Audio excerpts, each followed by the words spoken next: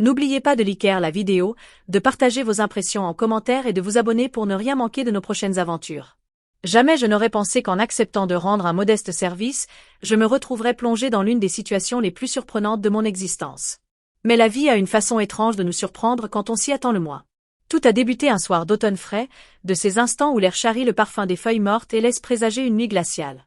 Je me tenais là, à côté du plan de travail de la cuisine, brassant machinalement une tasse de thé, quand le téléphone de mon époux s'est mis à vibrer sur la table. Il l'avait abandonné là avant de monter pour prendre une douche rapide.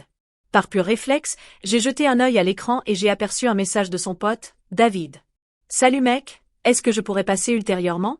J'ai besoin de te causer d'une affaire capitale. » David était le plus fidèle pote de mon mec, Marc, depuis les années fac. Ils étaient quasiment frères, toujours présents l'un pour l'autre à chaque tournant de leur existence. Je fréquentais David depuis aussi longtemps que je fréquentais Marc. Cela fait plus de 20 ans à présent. Il avait toujours été une figure incontournable dans nos existences, ce type de camarade qui surgit à l'improviste, mais qui ne s'éternise jamais. Lorsque Marc est redescendu, une serviette toujours drapée sur ses épaules, je lui ai fait part du message. « David s'en vient. »« Oui », fit-il en se massant les cheveux encore mouillés avec la serviette. Il traverse actuellement une période complexe. Il me semble qu'il souhaite en discuter. Je n'y ai guère prêté attention. David avait traversé un divorce compliqué il y a quelques années, et bien qu'il gardât toujours le sourire, je percevais en lui une mélancolie persistante. Peut-être qu'il avait simplement besoin de s'exprimer. Quelques heures après, la cloche a tinté. J'ai poussé la porte et là, j'ai découvert David debout, les mains enfoncées dans les poches de sa veste en cuir. Son sourire habituel, si décontracté, s'était évaporé. « Entrez donc, je vous prie », ai-je murmuré en m'écartant. David fit son entrée, le visage marqué par une tension inhabituelle. « Merci Lisa », murmura-t-il. Marc l'a salué d'une poignée de mains chaleureuses et d'une tape amicale dans le dos. Je leur ai offert un verre et ils se sont installés dans le salon pendant que je suis resté dans la cuisine, leur laissant de l'espace. Cependant, en me déplaçant de ci de là, je ne pouvais m'empêcher de remarquer que la voix de David avait pris une tonalité plus profonde que d'ordinaire, son discours plus solennel. Quelques instants plus tard, j'ai perçu mon prénom. « Lisa, viens t'asseoir un instant avec nous », m'a lancé Marc. J'ai essuyé mes mains sur un torchon avant de les rejoindre dans le salon. Bien entendu, que se trame-t-il? David était indécis, se massant les mains. « Je me permets de te poser une question, » murmura-t-il, une légère hésitation dans son timbre. « Il me faudrait que tu prennes le temps de bien y songer avant de répliquer. » Je plissai le front en prenant place au bord du divan. « Bien sûr, qu'est-ce que c'est ?» David jeta un coup d'œil à Marc, qui lui adressa un discret signe de soutien. Après un soupir profond, il se tourna vers moi. « Lisa, j'ai besoin de tes services. » Sa voix, tranquille en apparence, laissait transparaître une tension sous-jacente. Et ceci n'est point une tâche aisée. Je me suis redressé légèrement, ma curiosité éveillée. « Voici », murmura David. « Je sais que ça peut sembler bizarre, mais j'aurais besoin de ton aide pour une affaire personnelle, quelque chose de crucial. » Il hésitait, abaissant les yeux sur ses mains un bref instant avant de les relever pour plonger son regard dans le mien. « Il me faudrait que tu joues le rôle de mon épouse. » Je suis resté bouche bée. « Comment ça ?» Marc laissa échapper un petit rire tout en secouant la tête. « Ça sonne plus mal que ce que c'est, » déclara-t-il. David laissa échapper un rire nerveux. « Bien sûr que je suis au courant. Permets-moi de t'expliquer. » Il s'inclina en avant, appuyant ses coudes sur ses genoux. « Ma génitrice? Elle ne se sent pas au top. Elle est souffrante depuis un certain temps, et ces derniers jours, elle peine à appréhender la réalité. Elle se perd dans les méandres de la vérité, mélangeant le réel et l'imaginaire, persuadée que je suis liée par les liens du mariage. J'ai ressenti une contraction au niveau de mon cœur. « Oh David, je m'excuse sincèrement. » Il opina du chef, me gratifiant d'un léger sourire empreint de gratitude. « Je vous suis reconnaissant. Le hic, c'est que la dernière fois que je lui ai rendu visite, elle n'a cessé de me parler de ma femme, de mon ex-femme. Elle était convaincue que nous étions toujours unis, et lorsque j'ai tenté de lui clarifier la situation, cela n'a fait qu'aggraver les choses. Elle s'est troublée, elle s'est irritée. Les docteurs affirment que le plus crucial est de la garder sereine. C'est ce qui est optimal pour elle. Je n'ai point contredit cette affirmation. Je lui ai simplement signifié que ma conjointe était prise. Je commençais à saisir où il voulait en venir. Et maintenant, elle souhaite la rencontrer. Est-ce bien cela? David opina d'un signe de tête. Elle ne cesse de poser des questions. Ma frangine va débarquer d'ici peu, et elle compte bien croiser ma moitié. J'ai bien tenté de trouver une autre justification, mais je n'y parviens plus. Je refuse que ces ultimes souvenirs soient teintés d'amertume. Je me suis adossé contre le divan, le temps de tout assimiler. Alors, tu veux que je me fasse passer pour elle? Ouais, chuchota David, à peine audible. Pour une journée seulement, le temps qu'elle puisse profiter pleinement. Il glissa sa main dans sa crinière. Je réalise que ma requête est de taille, mais il y a quelque chose en toi qui me rappelle mon ex-femme, et je crois que cela pourrait fonctionner. J'ai observé Mark, son visage affichait une sérénité empreinte de douceur. Je t'ai dit, c'est à toi de décider, déclara mon époux. J'ai foi en toi, et j'ai foi en David. J'ai avalé l'esprit en ébullition. Cela fut absolument inattendu. Pourtant, le poids dans le regard de David, cette détresse silencieuse, me serra le cœur pour lui. Après un silence prolongé, j'ai enfin acquiescé. Entendu, répondis-je, je m'en charge. Les prunelles de David s'embrasèrent de reconnaissance. Merci infiniment, Lisa. Mark me tendit la main. Tu es tout simplement incroyable. Un sourire se dessina sur mes lèvres, mais une légère onde de nervosité agita mon estomac. Je n'avais pas la moindre idée de ce dans quoi je m'embarquais. Au moment où j'ai donné mon accord, un étrange cocktail de nervosité et de curiosité s'est emparé de moi. Je n'avais point idée de ce dans quoi je m'engageais, mais je percevais aisément le soulagement dans le regard de David. Merci, Lisa, réitéra-t-il, sa voix empreinte de plus de douceur cette fois-ci. Cela revêt une importance bien plus grande que tu ne saurais concevoir. Mark me serra de nouveau la main avec gentillesse et je fis un signe de tête. J'espère simplement être à la hauteur. David laissa s'échapper un petit rire crispé. Tu seras absolument parfaite. Ma mère t'a toujours appréciée, et puis, ce n'est que pour quelques heures. Durant cette nuit-là, étendu dans le lit à côté de Mark, je ne parvenais pas à me défaire de la conviction que ce n'était point là un simple service. Ce n'était pas simplement revêtir un personnage pour une heure, c'était bien plus profond pour celui qui peut-être y passe ses derniers instants. Et si j'erre? Chuchotai-je dans l'obscurité. Mark se retourna vers moi, effleurant une mèche de mes cheveux. Il te suffit d'être toi-même. C'est tout ce qu'elle requiert. J'espérais qu'il eût raison. Le lendemain matin, David et moi nous sommes donné rendez-vous pour un café afin de finaliser les détails. Elle est au courant que j'habite dans cette modeste demeure en périphérie de la cité, déclara-t-il en agitant distraitement son café. Elle arrivera en compagnie de ma frangine et on va simplifier les choses. Déjeuner, échanger, rien de bien compliqué. J'ai acquiescé d'un signe de tête. Hey! Elle garde en mémoire une multitude de souvenirs. Certains jours, elle rayonne de sa splendeur, d'autres jours, elle se laisse emporter par les tourments. David laissa échapper un soupir, se massant les tempes. Principalement des mauvaises nouvelles à présent. Quelques éclairs de clarté, mais cela ne perdure jamais bien longtemps. Si elle te pose une question trop pointue, souris et dévie la conversation. J'ai inhalé profondément. Entendu. Ayalaskisa ansurar. Tu es véritablement en train de le réaliser. Je laissai s'échapper un petit rire. Oui, je suppose. Lorsque le jour tant attendu se leva, je me vêtis avec minutie, optant pour une tenue à la fois sobre et élégante. Un chemisier azuré et une jupe qui descend jusqu'aux chevilles. Je m'occupais de ma chevelure à la manière dont l'ancienne compagne de David la portait autrefois, juste au cas où. Mark déposa un baiser sur mon front avant mon départ. Si t'as besoin de quoi que ce soit, n'hésite pas à m'appeler. Je faisais un signe de tête, essayant de dissimuler le trac qui me parcourait l'échine.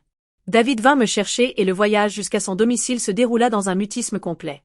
Il semblait égaré dans ses pensées, les mains serrées sur le volant. « Comment ça va ?» Je demandai avec douceur, murmurai-je. Il acquiesça d'un mouvement de tête tout en laissant échapper un soupir lent. « Oui, en effet. Il est difficile de la voir dans cet état. Nous allons réussir. » Il m'adressa un regard empreint de gratitude avant de se replonger dans la conduite. Lorsque nous sommes parvenus dans l'allée, mes yeux ont croisé une dame d'un certain âge se tenant droite sur le perron, s'appuyant sur une canne. La sœur de David, Emily, était là, à ses côtés, lui tenant le bras. Dès qu'on a quitté la bagnole, la frimousse de sa daronne s'est éclairée. « Voici ma chère belle-fille bien-aimée », s'exclama-t-elle avec un large sourire.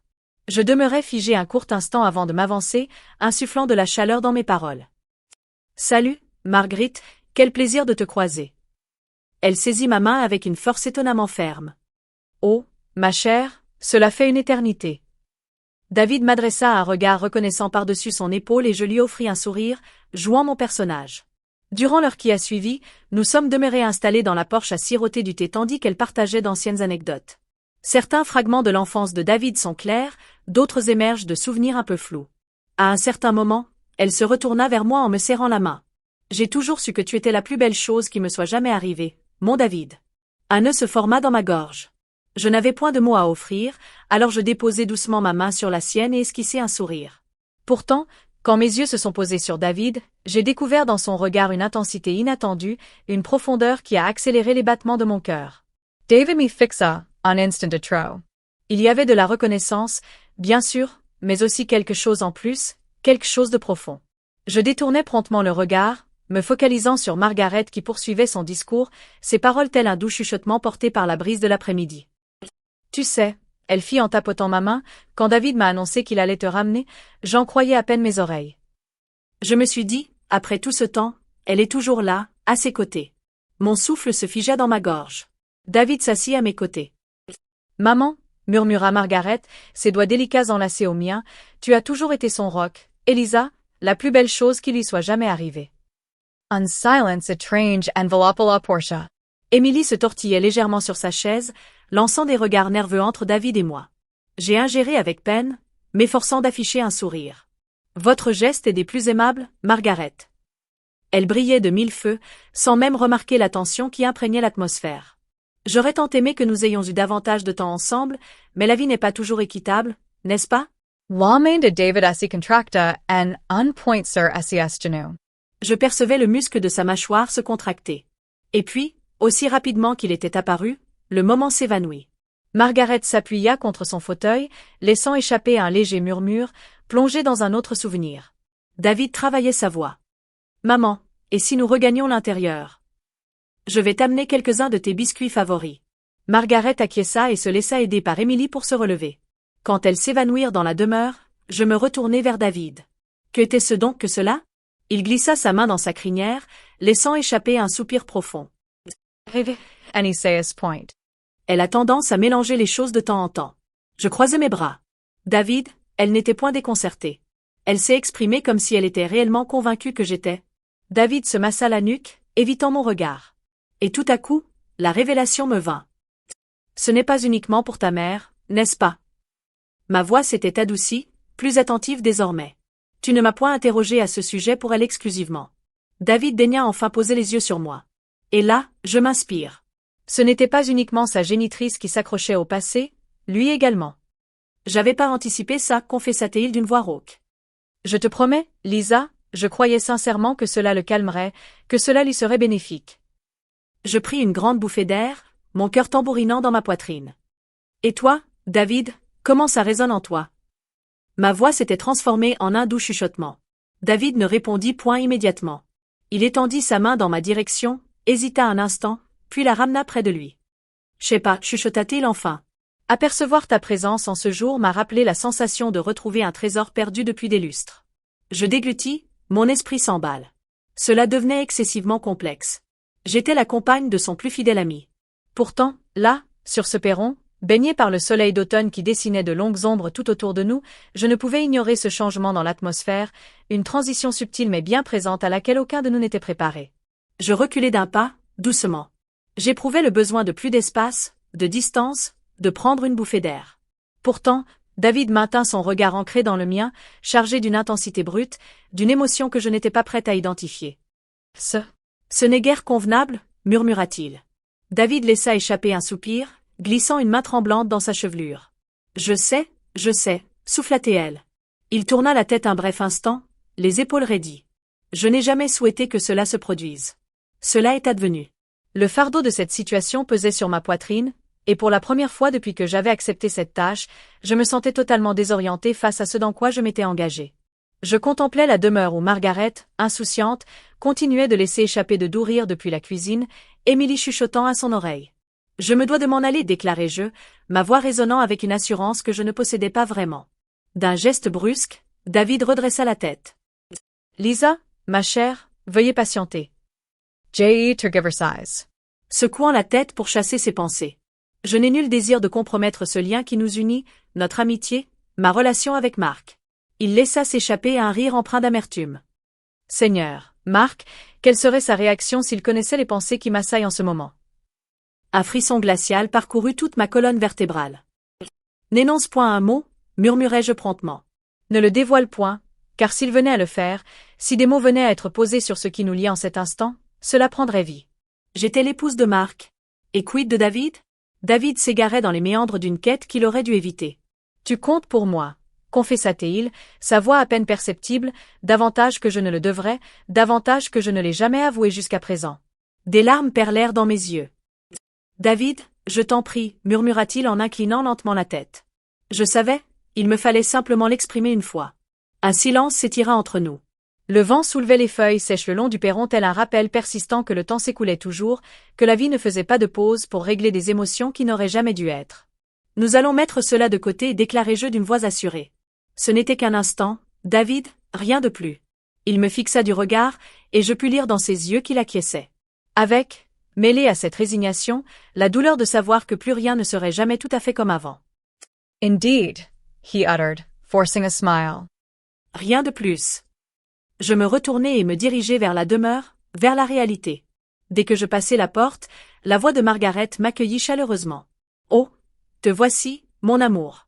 Je faisais remarquer à Émilie à quel point vous étiez magnifiques, toi et David, quand vous étiez ensemble. » Mon cœur se serra, mais un sourire se dessina sur mes lèvres. Tuias si charmanti Margaret. David fit son entrée juste après, le visage impassible, dénué d'émotion. Il déposa un baiser sur le front de sa mère, sa voix empreinte de douceur et d'affection. Que percevais-je donc? Suis-je donc d'une beauté certaine? Margaret laissa échapper un petit rire et la tension s'évanouit tel un songe s'effaçant au réveil. Nous avons interprété nos personnages pour le reste de la visite. Surire, rire, allure. Mais moi, j'en avais conscience, tout comme David, que quelque chose s'était produit. Même si nous n'en discutions plus jamais, ce souvenir resterait gravé en nous. Silencieux, caché, le souvenir du jour où tout aurait pu changer.